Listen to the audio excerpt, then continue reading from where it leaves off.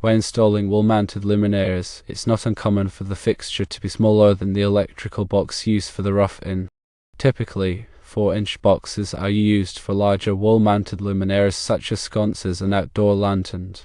Conversely, 3.5-inch boxes are more suitable for smaller luminaires like wall packs and nightlights. Ceiling-mounted luminaires usually don't present this problem because they're often recessed into the ceiling and their trim covers the drywall's rough edge.